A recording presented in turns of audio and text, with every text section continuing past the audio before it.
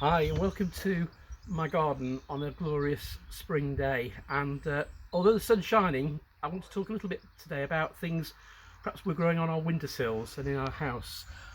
Lots of things going on really, lots of seed sowing at the moment, but of course keeping plants growing well is the opportunity, and house plants really do benefit at this time of year from a bit of TLC.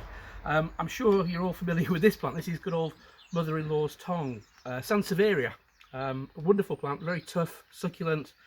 As you can see quite easily, the shape of the pot is a bit of a giveaway that this plant is trying to burst out of its pot, so it needs a new pot.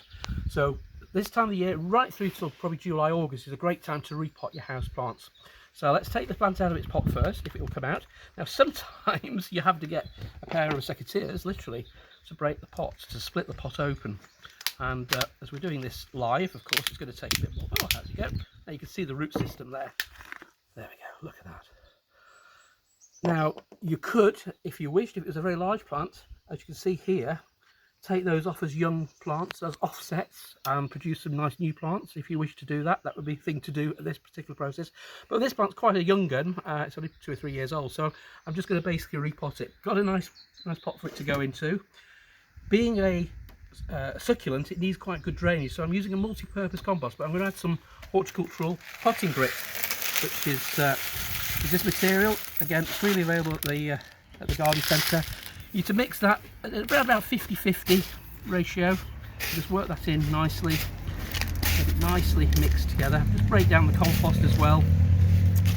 And of course, this multi-purpose compost actually contains about 6 months of food as well, so you won't need to have to put lots of feed in here. In fact, houseplants at this time of the year really do benefit from some fertiliser. So you can use obviously a liquid feed, something like Baby Bio, which is high in nitrogen, or you could perhaps use some of these slow release fertilisers, things like Osmocote, which is really good, and that gives the plant an extra bit of oomph at this time of the year too. So right, we've mixed the compost.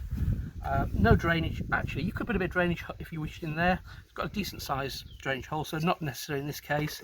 A bit of compost in the bottom, and then let's pop some. We'll just drop the plant in, and we want to be putting it into the same sort of height as it was in the original pot, but give a little bit of extra space for watering, and then basically infill around.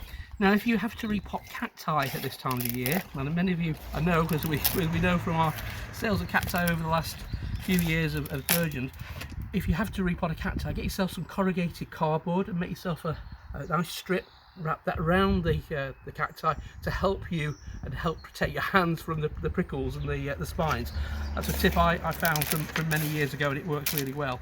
So carry along pushing the compost in, and